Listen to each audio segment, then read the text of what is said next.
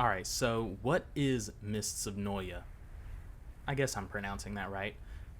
Mists of Noyah is a survival and exploration style game where you go out, you gather materials, come back, craft at a castle, and upgrade your gear so that you can go further and deeper into the wilderness. According to the Steam page for Mists of Noyah, this is the description. Hunt during the day, be hunted during the night. Mists of Noyah is a co-op survival game with randomly generated worlds and many RPG elements. Fight factions that evolve over the days and bizarre monsters that will terrify you at night. Now this is an early access game, and it is definitely early access. Even on the Steam page itself, it says they're only about 60% done with the game, and there's a lot of things missing. There's a lot of things going on, but I've played the game for a pretty good bit actually, and I find that this game has pretty good potential. It seems like it could be a really good game. So yeah, that's why I wanted to talk about it. Let's jump into it. What is Mists of Noyah, and how do you get started? What characters to pick, things like that. Let's discuss. Alright, so this video ended up being a little bit longer than I was expecting, so I decided to break it into two parts. This part will be discussing the characters and showing off their abilities and everything, so you can make an informed decision on what character you want to try out and just to see what their abilities are, because they're pretty cool. And then in the next part, I'll talk about how to start, what to do at the beginning of the game, so on and so forth. Alright, let's get started. Alright, so the first character is Violet. I guess that's how you pronounce the name. I might say these wrong, but Violet. Alright, and this guy is like a blood swordsman or blood knight or something like that, along those lines. He might be a vampire even, right? And so this character uses blood magic and a sword. So his melee attacks, or his regular melee attacks, are just sword swings.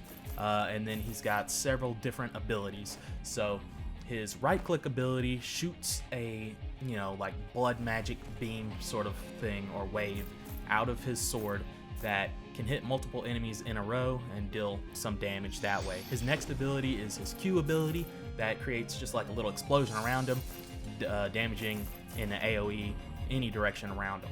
Alright. His third ability is like a channeling type of ability, and it causes a blood rain that hits enemies in an area of effect. Right? And then his final, or his ultimate, or whatever you want to call it, his R ability, creates this zone around him where enemies are damaged and then he's healed. So it's kind of like a vampiric zone where he's sucking the life out of the enemies. And that's a pretty good ability. As far as for starting out with the game on this character's pretty well rounded. He's got some magic based attacks and some physical based attacks, it seems. Though a lot of the tooltips in the game don't necessarily describe that, which is one of the issues right now. There's not a lot of tooltips or explanations of abilities or how much damage or anything like that. I would like it if they added to where if you mouse over something, it'll tell you what it does, what's going on, the specifics. But it doesn't. You're just kind of guessing, and that's how I see it. So as far as starting with this character, he's pretty good. He does a pretty good bit of damage. He's got health that's somewhere in the middle, not the most health, not the tankiest, but not gonna die in one hit usually. But I don't necessarily recommend him because he doesn't have a lot of, at least not that I saw, a lot of health sustain besides his ultimate ability. So you'll probably die a pretty good bit. Alright, next up is the water mage Nin. She's like an elven mage that uses water magic, and she's pretty cool.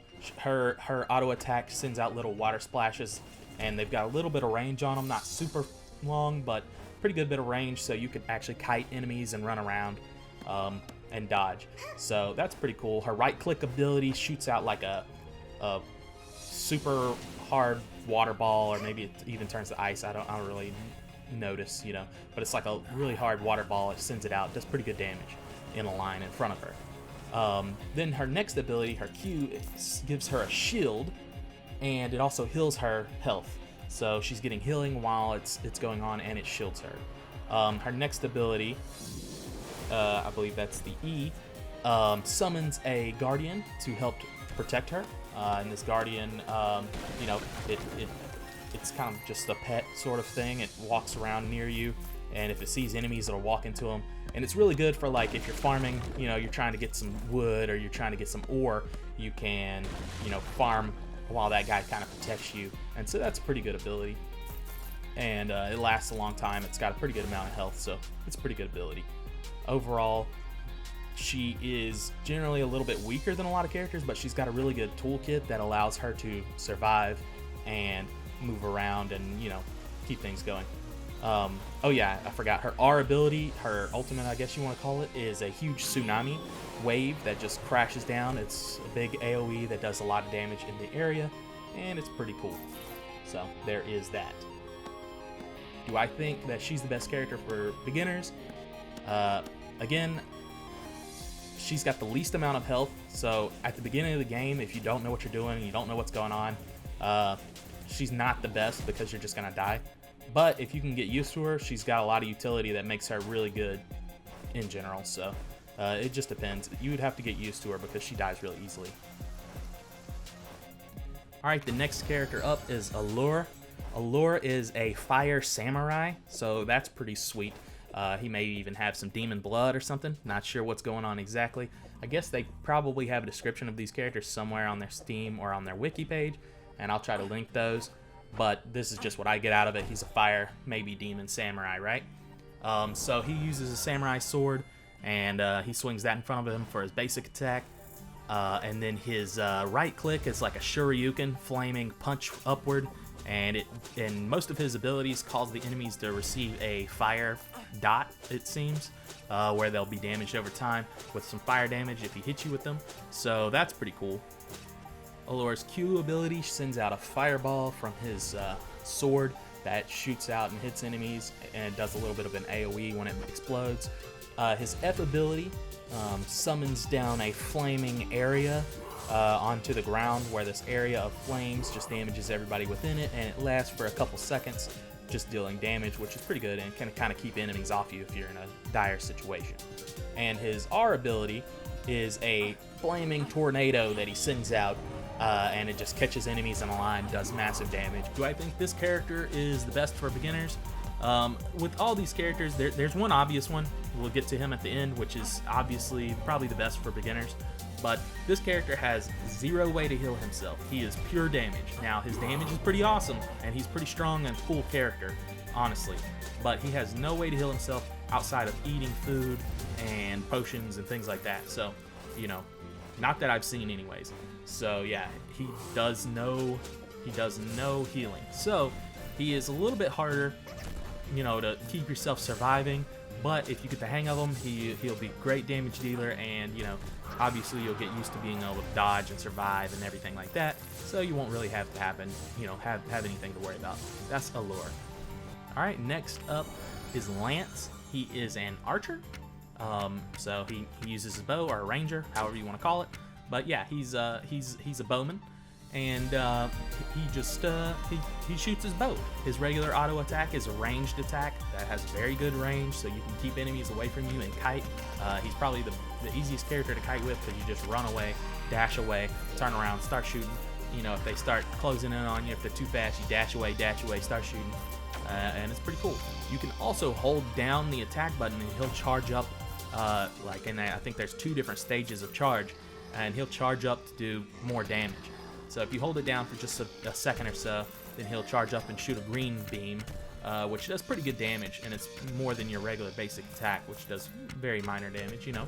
And then if you charge it up longer, he'll shoot a blue or purplish beam that does pretty good damage. I mean, that's pretty good damage. It does about the same damage a lot of times as some of your other spells, actually, and it doesn't take any mana. You just blast them, boom. So it's pretty good. Next up is his right click ability. His right click ability sends out a arrow that has great force behind it that flies through enemies in a line, so you can hit multiple enemies with it and go right through them. And that one's pretty good. So his Q ability shoots out a short-range arrow that goes through enemies and can also stun them. So that's good, so that you have a little room to breathe. All right. So his next ability, his F ability, creates like a electronic vortex area. That's pretty cool, like maybe a lightning vortex or something like that. And With that ability, it's an area of effect that lasts for a few seconds, damaging everybody inside of it, you know, bouncing them around, and usually confusing or stunning or whatever they want to call it, stunning the enemy to where they're frozen there. So he's got two abilities that, you know, can crowd control the enemies to where you can easily back up, get in a better situation, and start dealing damage. And of course, if you had multiplayer going, he would be great because you could stun people into other people's area of effect attacks, and they'd be locked into a bunch of different damages, and that's pretty cool. So, and this one can stun multiple targets in an area in all directions around you and does some damage. So that's a pretty good ability.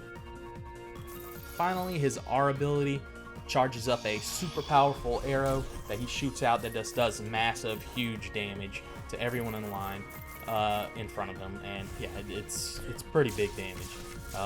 So yeah, that's his ultimate, or his R ability. So for this character, he's really good at kiting around. So if you're good at running away and fighting, now the fights can sometimes take a little longer. He doesn't do a huge amount of damage, but you can stay away from the enemies and, you know, keep yourself safe. It's hit or miss whether or not he would be the best option for a beginner that's just trying out the game. Personally, the best beginner characters, in my opinion, are Violet, Nin, and the next character I'm going to show you. This character's pretty good. You know, nothing against them, but I feel like with more advanced techniques or in multiplayer, this character could really shine and do a lot of damage. The final character is Reese, and he's the character I definitely think is for beginners. It's kind of like a paladin. He's got like holy sort of skills, and he swings a gigantic sword. The gigantic sword has a great arc to it, to where you can actually hit enemies that are up on top of ledges above you and keep them locked up there. So it's actually, you know, he's a pretty safe character to play in that sense, that you can keep the enemies off of you pretty well, even if they're up on a ledge.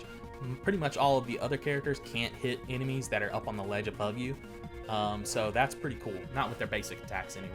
Now his right click ability is a holy slash that sends like a little AoE slash through the air in front of him, and that does pretty good damage, and yeah, keeps the enemy off of you a little bit.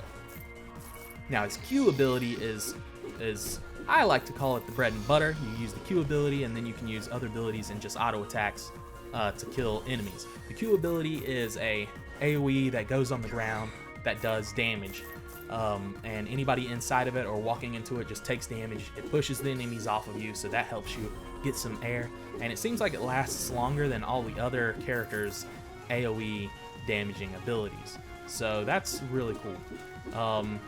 And yeah, you use that with the right click and the auto attack to kill pretty much anything, and it has relatively short cooldown, so you can keep that, you know, you put it down after a few more seconds, you can put it down again, so he's really safe to play in that respect. And next, his F ability is actually a heal, and as far as I can tell, I haven't really used this character in multiplayer, but I've used it next to NPCs, and the F heal seems to heal in an area, so it's area effect heal. It doesn't just heal him, it heals, you know, his teammates in the area too, and that's pretty good. That helps you sustain when you're out mining and cutting down trees and gathering materials and fighting enemies, and that's really good. Now his ultimate ability is a stronger version of Nin's ability that puts the water shield around her, kind of, and he massively heals and puts a shield around himself, and he also heals allies in the area of this big area of effect dome of awesome, if you will. And so it's really cool. It gives him a shield that helps protect him, and it gives him overhealing. So he's overhealed. So like if your normal health is like 1,200, you'll have over 2,000 health with this ability. And so it's pretty awesome. It's really strong, and he's really defensive, so that's great for, like I said, early game, just learning the game and keeping yourself safe, keeping yourself careful. Also, he has like the most health out of all the characters just to start off if you have no equipment. So again, all of that stuff adds up to make this character really good at surviving in the early game, and so I highly recommend Reese as the first character you play just to try out the game. Just so you know, because the beginning of this game can be pretty brutal, not gonna lie, especially the first day I played. They patched it, you know, nerfing some of the beginner enemies a little bit, but the first day I played it, you would get hit like 2 times and you were dead. and it was pretty rough. And so this guy really helped out with that, with being able to heal yourself pretty much, you know, when you want to. Of course, there's a cooldown on your abilities, but being able to heal yourself became very useful very fast. So I recommend Reese to new players, but all of these characters can be good. You just got to learn them. And of course, later game, once you build the right gear for each character, you know, it would be really good. Another thing I want to mention before we get done with these character topics is, at least right now in the current state of the game, all your inventory is tied to all of your characters. And so, you know, you can use Reese to build up the items to try another character, and you'll already have your defensive items and everything, so you'll have more health, so you can try out Lance or Allure or Nin or Violet. So he's a pretty cool character. All the characters are cool, and the fact that you share inventory is great, at least for right now. I don't know if that'll last into the final game, but for right now, that's how it goes. So that's pretty cool.